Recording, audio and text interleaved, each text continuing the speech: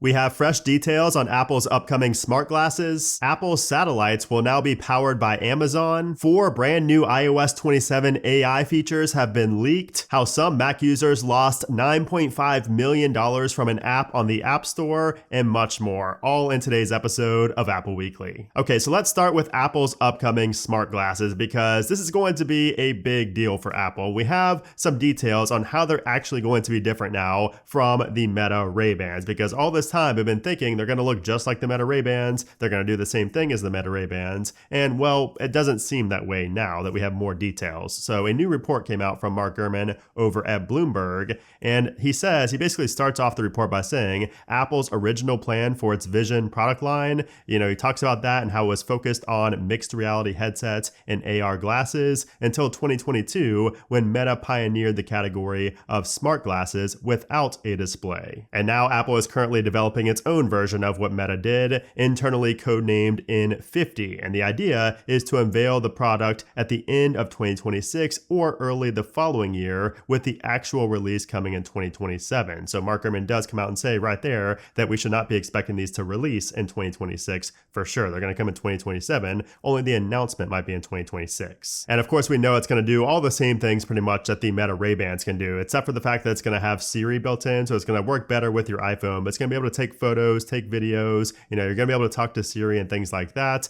But the big difference is going to be in the build quality, because we're hearing now, he said this, according to employees working on the project, Apple's strategy is to outdo competitors by tightly integrating the glasses with the iPhone and offering a higher end build. Apple is unsurprisingly planning to go at it alone in terms of design. So basically every other smart glass manufacturer out there outsources the design to somebody else, like Warby Parker or Ray-Ban, but Apple is going to be doing everything in-house. So the design is obviously going to be much better and more superior than the others because they're doing it in-house. And he says Apple's design team has whipped up at least 4 different styles and plans to launch some or all of them, as well as many color options. So the latest units are made from a high-end material called acetate, which is known to be more durable and luxurious than the standard plastic used by many brands. And there are 4 different styles here. So there's a large rectangular style, so think Ray-Ban Wayfarers,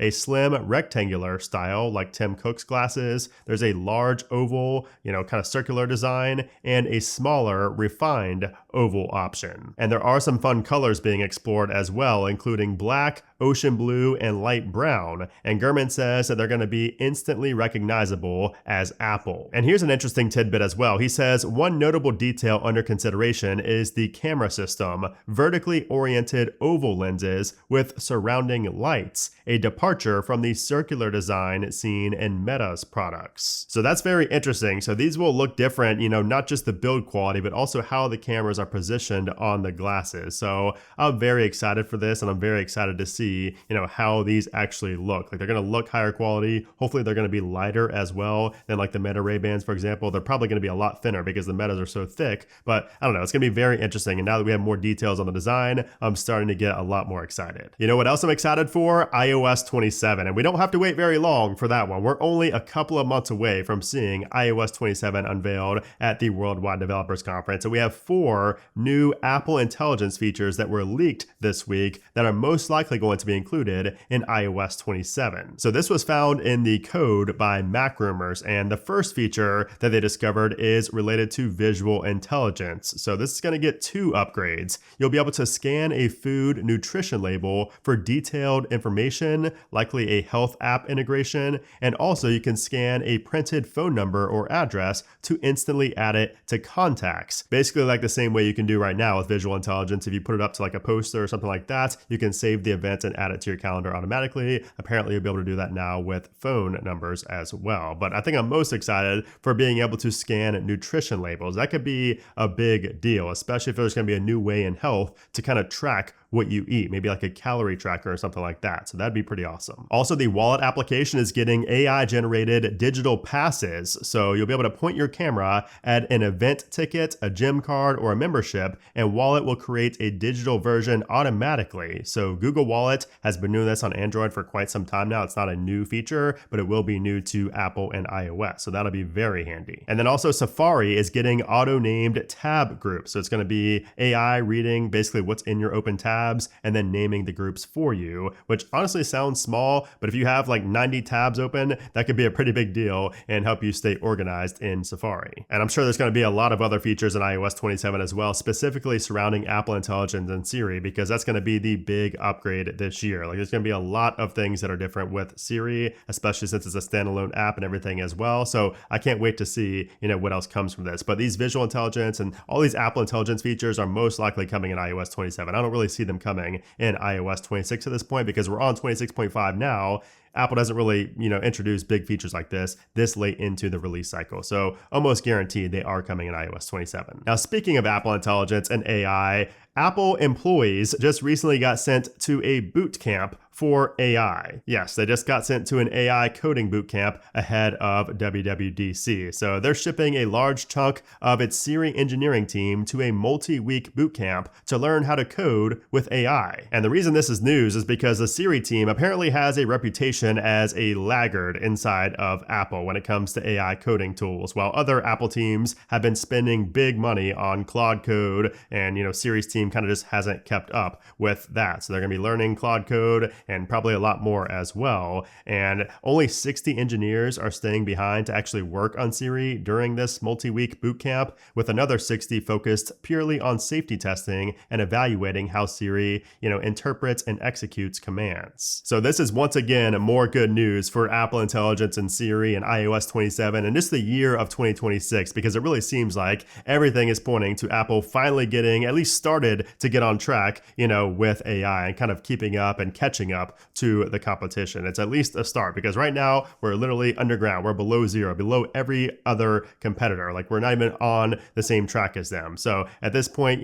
with all this going on and all the rumors, it looks like this will finally be the year that we get at least started on the right track. But let's talk about something else that's very interesting that happened this week. So Apple's satellite partner just got acquired by Amazon this week. And here's what that means for us. So basically Amazon is buying Apple's satellite partner Globalstar for almost $12 billion with a B. And alongside the deal, Apple and Amazon signed a separate agreement to keep all iPhone satellite features running on Amazon's Leo network. And if you're not aware, Globalstar is who Apple originally partnered with to bring all the satellite features to the iPhone back in 2022 for things like emergency SOS via satellite and all that. That was all through Globalstar, who is now purchased by Amazon. And by the way, Globalstar is not some new startup or anything like that. Like they've been doing this whole low Earth orbit satellites for like 35 plus years. And in a report about this, Mark Gurman over at Bloomberg said this: Amazon, with its vast resources and ambitions to turn its LEO satellite service into a major competitor to Starlink,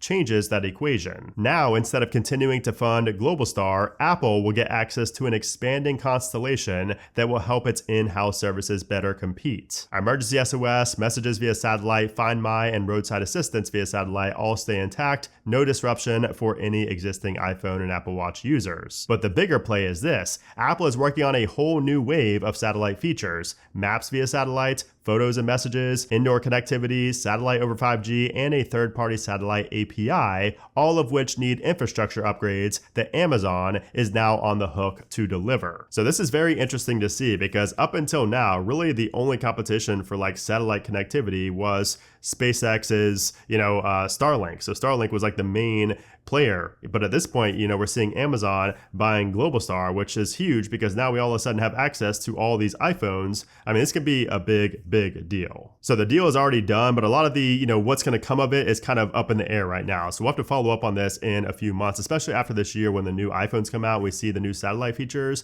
It'll be really interesting to see kind of how this plays out. Now, speaking of later this year, let's talk about the iPhone Ultra, aka the iPhone Fold, whatever it ends up being called, because we have even more new details details this week. I feel like every week we just get new details on the iPhone Fold that are actually interesting. And this week is the same. So we got a new DigiTimes report that says production of the foldable iPhone has been pushed back by roughly 1 to 2 months. But Apple has not communicated any launch delays to suppliers. Apple is still planning for a 2026 launch, which suggests a tighter production schedule. So remember last week or a couple weeks ago, we got a report from Nikkei Asia that said production was delayed and we're not actually gonna see the iPhone Fold until 2027. And then Mark Gurman came back a few days later and said, that's BS, that's not happening, we're still gonna get it this year. But now we get another report that says, yes, it was actually delayed, but the iPhone's still coming this year. So both of them were kind of right. And Gurman also reported on this again this week, saying to still expect the foldable at the same time as the iPhone 18 Pros or shortly after, but it will be in 2026. However, keep in mind, we are still not in mass production yet. There are still multiple steps that go into place before mass production. So there's still a chance, that we're going to hit some snags. And if we do hit some snags, I still think it's going to be released in 2026, but we can see very, very tight numbers. There might not be a lot of iPhone Folds or iPhone Ultras available at launch. So you better believe, if this happens the way that we're expecting, it's going to be pretty tight. It's going to be kind of hard to get your hands on an iPhone Ultra. But if there are no hiccups and everything goes flawless, then maybe there won't be too big of an issue with actually getting your hands on one in 2026. But I think there's going to be a lot more hype than this than people think. The fact it's so hated and people are downplaying it so much has me excited, because usually when everybody leans one way, the opposite happens. So I'm really excited to see what comes of this iPhone Ultra. Okay, so now let's talk about a crazy scam where Mac users lost $9.5 million from an app on the official Mac App Store. So essentially a fake version of a crypto wallet application called Ledger Live was live on Apple's App Store for months, and it's been linked to at least $9.5 million in crypto theft. So one victim known as G Love said he lost 5.9 Bitcoin, which is nearly $500,000, which was his entire life savings accumulated over a decade, after downloading what he believed was the official Ledger application while setting up a new MacBook Neo. And by the way, if you're not aware, a Ledger is an offline, basically like a thumb drive where you put all of your crypto at, where you store your crypto offline. But, of course you need to download the app to set it up and everything like that. So they download this fake application in the Mac App Store thinking it's the real Ledger application, but it's not, and it steals everything on there. So anyways, blockchain investigator Zach XBT later traced the stolen 5.92 Bitcoin, showing it was rapidly funneled through a series of transactions into KuCoin. But that wasn't all, because the phishing campaign, which was active between April 7th and 13th, impacted more than 50 suspected victims across Bitcoin, Ethereum compatible networks, Tron, Solana, and XRP. And 3 of the largest victims lost 7-figure sums, with 3.23 million in USDT being stolen on April 9th, 2.08 million of USDC on April 11th, and 1.95 million being drained on April 8th. And those are 3 separate individuals with millions of dollars just stolen. Now, of course, Apple later removed the fake Ledger Live application from the Mac App Store, but of course the damage was already done, which is insane. And as you guys know, with crypto, it's pretty hard to get that back. You're probably never going to see that money ever again. There's no laws saying you're entitled to get a refund or, you have any type of protection. That's not how it works with crypto. So all that money is gone. And it has a lot of people questioning Mac, and Apple's process for verifying these applications before publishing them in the App Store. So pretty crazy stuff. Be very careful out there with the apps that you download, especially on the Mac. So here's something very interesting. Microsoft just raised prices for all of their Surface PCs, making them more expensive than MacBooks. So the Surface Laptop 7, which is the one that Microsoft literally advertises as being faster than a MacBook Air, used to be $100 cheaper than the MacBook Air. Now it's $400 more expensive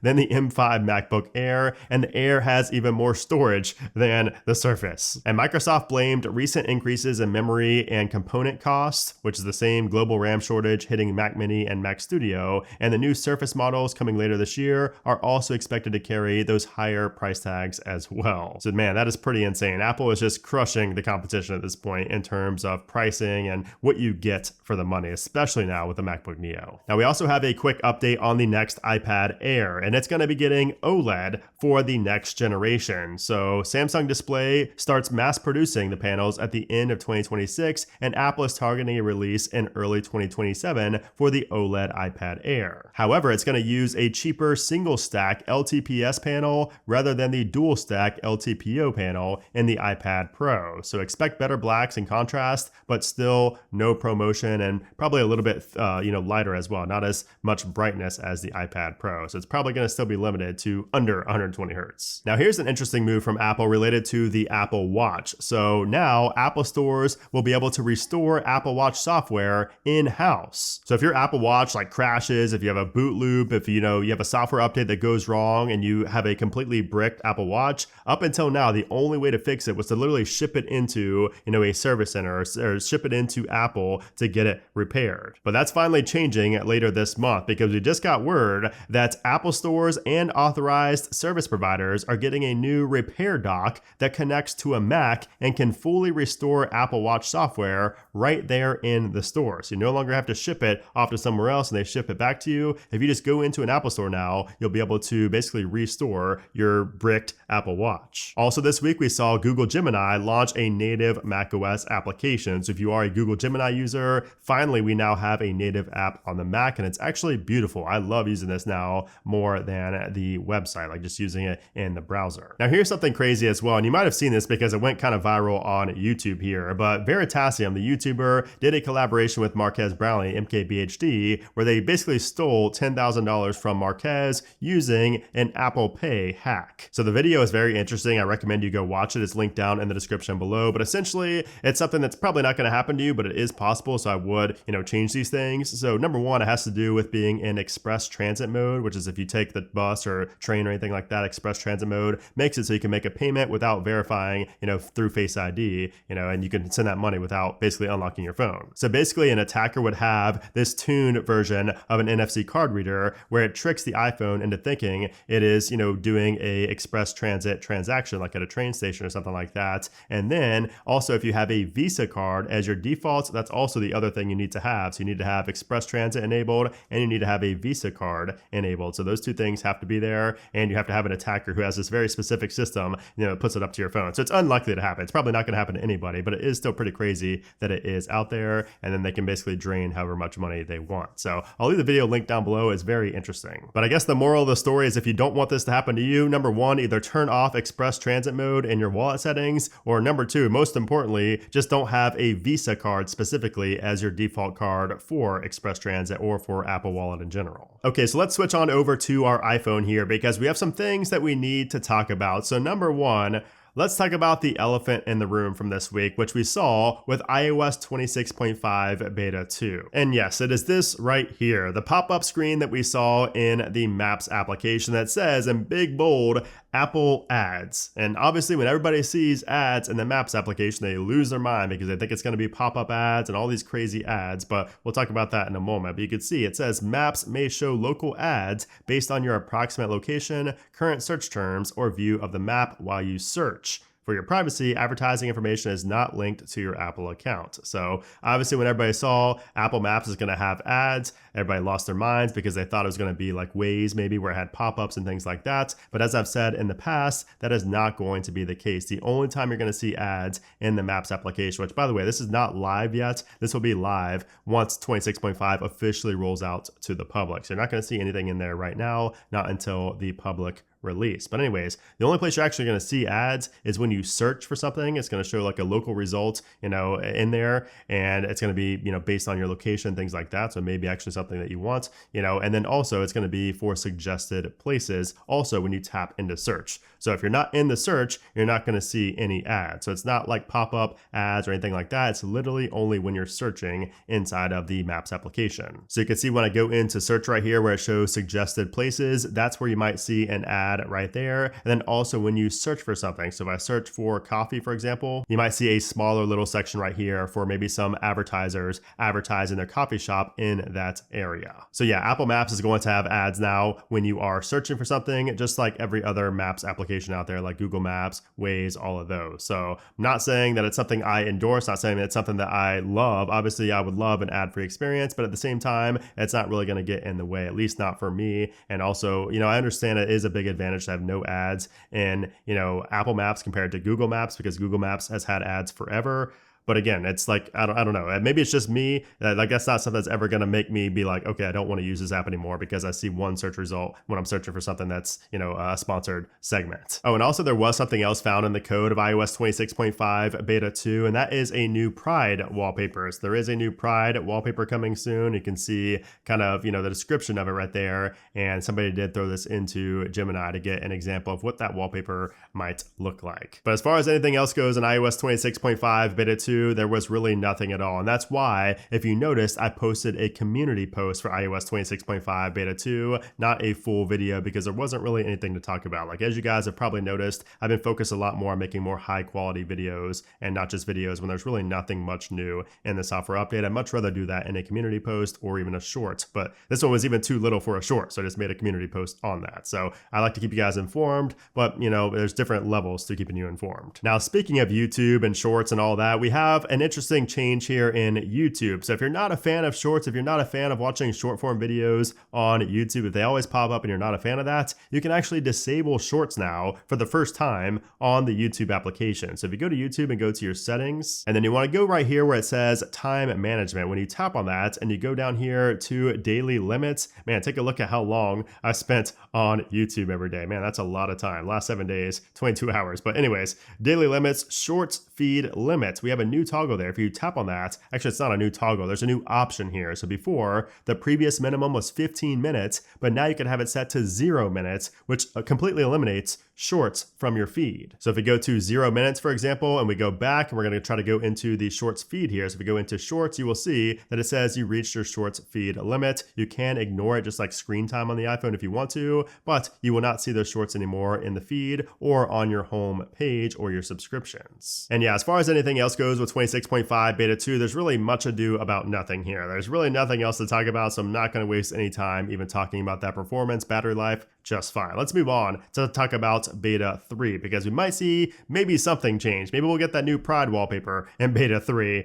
but that should be coming next week. So beta 3 should be coming next week, most likely on 4/20, on April 20th, on Monday right there. So so you might have to blaze it and see that beta 3 release, and we might have an RC after that on the week of the 27th, and then the final release most likely in the first full week of May. And after 26.5 releases, I don't think anybody's going to care about 26.6, because we're going to be just weeks away from seeing iOS 27 announced at the Worldwide Developers Conference on Monday, June 8th. So so that's going to be exciting, and that's kind of what we have to look forward to at this point. Oh, and I also wanted to give you guys an update on the Apple Museum in the Netherlands. So last week I told you guys, if you go to this brand new Apple Museum in the Netherlands, which looks amazing, to please send me photos on Instagram. And thankfully a lot of you guys did reach out. I had like probably 10 to 15 different messages of people reaching out saying that they're going to send pictures, but nobody went in this past week. So it's all, I don't have anything to share with you from here, but I do just want to shout out Adrian, for example. He said that he is planning a Euro trip this summer and he's going to go to the museum. Thanks for the heads up. He'll send me pictures. And then also we have our Moss right here who said he's going to the Netherlands on Saturday. So the day you're seeing this. So unfortunately, I don't have these in time for this video, but maybe next week I will share the photos that he sends. But if any of you guys go to the Netherlands and go to the Apple Museum there, feel free to send me photos on Instagram, just at Brandon Butch. And you guys are going to hate me for this, but I do not have a crazy AirTag story for this week. So I was going to go back in the vault and show you guys an old story, but I don't like that. I like showing you new updated breaking stories that just happened in the past week or so. So no crazy AirTag story this week. Hopefully next week we have another crazy AirTag story. So I'll make sure to do some research and find something good for you guys. But anyways, hope you enjoyed this episode of Apple Weekly. As always, if you did, I would appreciate if you give it a thumbs up. Also, let me know all your thoughts about everything down in the comments below. I guess anything, not everything. Give me thoughts about anything that you found interesting in this video. But anyways, guys, thanks for watching, and I'll see you soon.